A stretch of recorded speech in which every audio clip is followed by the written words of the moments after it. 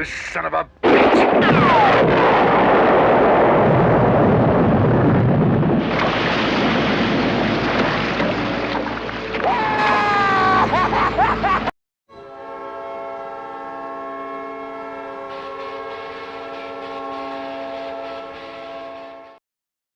What's going on, everybody? Welcome back to another video. I'm back from Winnipeg, finally home, recording a video the way that I would like to record them, with the backdrop, even though, let's be real, that live footage is pretty awesome. The trip to Winnipeg was great. I got one vlog video coming out probably the next couple of days that I'm trying to edit to put together the best I can, because I thought I would have a ton of footage to work with vlogs, and I ended up having so much fun that I forgot to record a lot of it. So there'll be some type of video coming your way very soon, so stay tuned for that in the sub boxes. Turn on notifications if you haven't already. And what's going on? And also, I guess before we jump into this, as you guys might have seen if you follow me on Twitter, and if you don't follow me on Twitter, what are you doing? Go down and follow me on Twitter, link down in the description right now. I was able to get some of these Hockey Fights Cancer raffle pucks that they had for raising money for cancer research, and basically they were randomly wrapped pucks that the Jets had on tables, and I hope you open them up and you see who you get. So on the first game I went to against the Sharks, I was able to get Andrew Copp. I know you can't really see the auto. There it is, actually. You can see it, not that bad. Andrew Copp right there. And then the second game I went to with the Nolan Hockey Podcast guys and Ryan from from Hot Garbage Squirts, excuse me, I was able to get Nate Schmidt. So we'll see if I can get that angle right there. And I think it's kind of ironic that I got that Nate Schmidt autograph right there. There we go. Because he scored his first as a Jets. Not to mention, I won almost $30 because I just had a hunch that he would finally score a goal tonight. So we're going to put those pucks right up there and drop a shot glass.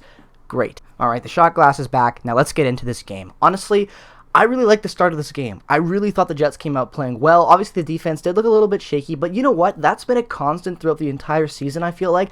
The Jets just can't play very good defensive hockey, I feel like, for the first 5 to 6 minutes. The offense can look pretty good at times, but the defense seems to struggle. And it struggles throughout the entire game, don't get me wrong. But especially in that first, 6-7 minutes of the first period, usually, they just don't look very awake and ready. And it kind of cost them today. Helly was hung out to dry pretty early on there in that first goal scored by San Jose to open up by Andrew Cogliano, assisted from Burns. 6 minutes into that first period, and the Sharks take that 1-0 lead. And at that point, I was like, okay, not a good goal. Nothing Hellebuyck could really do there. Kind of left out to dry. Defense has got to shore it up, and let's see what happens. I wasn't nervous, but I also kind of was, because this is a Sharks team that has beaten us with a way worse roster than what they iced today. So I definitely, don't get me wrong, I was a little nervous, especially when the defense collapsed as bad as it did. But overall, I thought that after that, the Jets kind of kept it together pretty well. Kyle Connor comes in 11 minutes into the first and scores a great goal. All three of the first line members from that PLD line score from Svechnikov and Dubois. Svechnikov with his 5th assist of the season, looking to be one of the best rookie signings, not rookie, but like entry-level deal signings potentially in the league. I believe I saw today earlier that he's on pace for 40 points on a contract where he's making, I believe, the league minimum, which is insane to think about. So if that's the type of pace that we're going to be getting from this guy on a league minimum, then that is one of the best contracts Cheveldayoff has ever signed, and probably will want to go down as one of the best free agent signings the Jets have ever brought in free agency, without a doubt. But nonetheless, a great goal there from Kyle Connor. Really good finish on that entire line, and that line played great all game. PLD obviously rewarded with that empty netter to make it 4-1 in the third period, which we'll get to. But I really liked the play of this first line today. They had a really good overall game, and I thought that they played really good hockey, and they have been this whole time. I really think that PLD, Svech, and Connor have really solidified themselves as a number one line, this option for the Jets, which I think is crucial to us having longevity with success with this season. Obviously, Mark Scheifele is a fantastic center, but you guys know how I feel about Mark Scheifele. I really think if you would roll out an equal 1-2 punch of PLD as your number 1 and Scheifele as your number 2, playing with Ehlers and Copp, that would be a really dynamic scoring line with a ton of speed and potential, and that's something that I would really like to see happen going into the next matchup. I really think that Mark Scheifele should be moved away from Blake Wheeler and Adam Lowry on that third line. Move him up there with the second line. You can have Paul Stastny jump back down to the fourth, even if you want. Have a third line you run of maybe with Harkins, Wheeler, and Lowry. That could potentially be good. Harkins got a great energy goal today. He played a really good game. The third and fourth line tonight was great. The offense as a whole was pretty damn good in my opinion. There wasn't really a lot of flaws within the offensive play tonight, including the defensive offense that you got as well from Schmidt, obviously getting that first goal of the season, and not to mention the fact that Josh Morrissey had 2 2 assists today.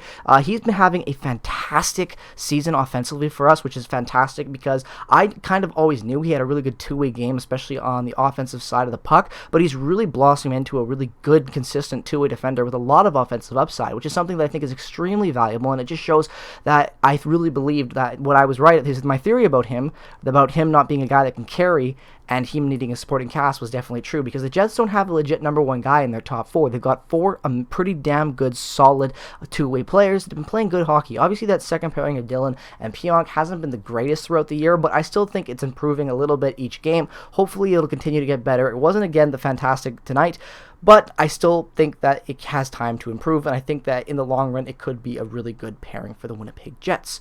The other big thing that I thought tonight was a really, really good big element of the Jets game, which, even though they won, still affected them, was kind of a little bit on the negative side, was the fact that the Jets' defensive play especially, not the defense as the players, but the play that the defense brings up from the forwards. Actually, you know what? Scratch it. The entire Winnipeg Jets roster is horrible defensively, in my opinion. They really are holding themselves back from how good they can be.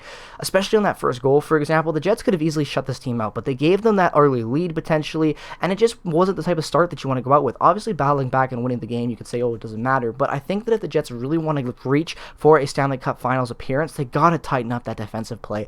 The mistakes they're making right now that are costing goals, if you make those mistakes in the playoffs, that can cost you a game.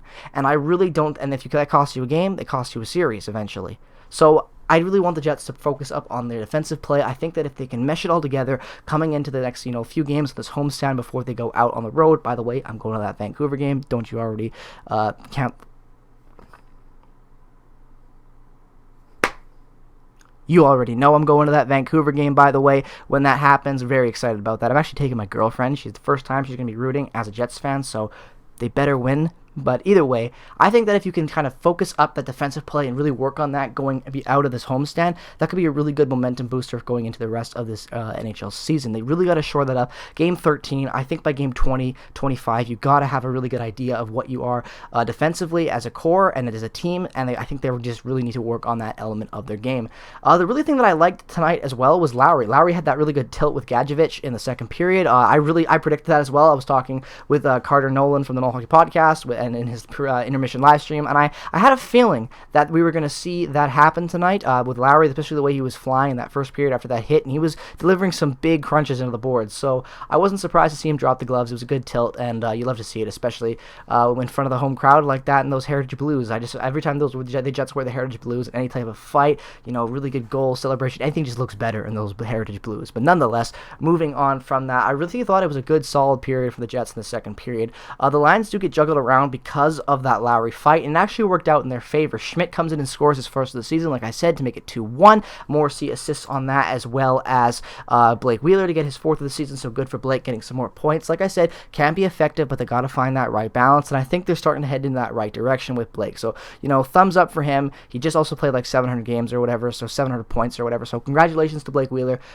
Keep finding your game. Hopefully you'll be able to get to that level that you want to be at, especially for where you are right now, and you'll be able to bring the best hockey that you can. I'm still a big supporter of you. I just want to make sure that you find that right home in this Jets offense. Either way, moving on from that, because of those lines getting juggled, you had Jansen Harkins go down and play with Lowry, because Scheifele came up to play, Scheifele, I believe, came up, and you had Lowry playing with, I believe it was Copp and Harkins. I'm not 100% sure. I couldn't find out what those lines were in those moments, but nonetheless, they worked out well because Jansen Harkins comes in and scores a beautiful goal, his second of the season, from Lowry and Copp. Copp's been having an amazing year, not to mention the fact I have him in fantasy as my low pick, so really, really happy with the way he's been performing, and it's good to see him because, even if the Jets can't keep him, and I hope that they can, he's actually blossoming me in and proving me wrong and proving a lot of people wrong that I think he's a legit top 6 option. I really do think that. I think he might be carried from really good play at times, but it's not like he's not up there holding his own weight. He's not a guy that's being carried completely. He shows a lot of worth, especially when he bounces around lines, and I'm really impressed with him, and I hope that if the Jets don't keep him, he goes to a team that I like and gets paid handsomely because I think he deserves it. He's a great story, and you love to see the guys succeed. He had a great game tonight. Obviously, the other big thing after that really happens was just solid play. That's all I can really say. The Jets had a really good third period. The fourth line looked good. Bad officiating, honestly, for both teams tonight in that regard. But like I said, I think it cancels out when it's bad on both teams. Sharks fans think that it was worse against them. Personally, I think it was a 50-50 mix of shit calls and missed calls going against both teams. So, what can you do in that situation? But yeah, the Jets were flying tonight. They really were. This was a good game against a weaker opponent that they showed up and needed to win, especially after these two, kind of slower games against the Islanders, against the Blues these last 4 days or whatever it's been. So it was good to have them come out, get a win in those Heritage uniforms, and play a good, solid game of hockey. Obviously, like I said, that bad break leaving Helly to dry on that first goal by Cogliano in the first sucked, but when you put it all together, I think it was a pretty good, complete game by the Winnipeg Jets. There was issues with defensively, of course, but like I said, it's getting better, at least in my opinion. Maybe you disagree. Let me know why down in the comment section below, as always. But I think each game we play and get, make these mistakes, they won't make them again in the future, hopefully. Schmidt's been having a hell of a season. We only paid a third for this guy, and I definitely think he's worth that. I feel like if he's only 3 points away from passing, or 4 points away from passing his total from last year already. So I think that's a hell of a trade by Cheveldayoff and the management core to bring him in. So I'm happy with it. I knew it was going to be a good move. I told everyone it would be, and I'm glad to see it's working out for him, and he's such a great guy, and I'm so happy that we have that Nate Schmidt puck right back there, because I think I might have to get myself a Schmidt jersey the way he's been playing this season. I love the guy, I love the attitude, and he's a great addition to this Winnipeg Jets team. Let me know your thoughts down in the comment section below, as always, about this game. What was your favorite moment? What did you like about the play? What did you like about the play? All your thoughts down in the comment section below, as always. Make sure to follow me on Twitter and Instagram. Those links are down in the description below, and check out all the other affiliated links related with this channel, including the Normal Hockey Podcast and Hot Garbage Sports, and also make sure to join our Discord. All that's down in the description below. Have a great rest of your night. Make sure to subscribe regardless of the team that you root for. Enjoy the beautiful winter weather wherever you're having it. I know Winnipeg had snow today. It poured rain out in Vancouver, so whatever your weather is, I hope that it's been decent. Have a great rest of your day. Have a great rest of your night. I don't know when you're watching this. I'm talking too much. Goodbye. Go Jets, go. I don't know what else to say. Bye.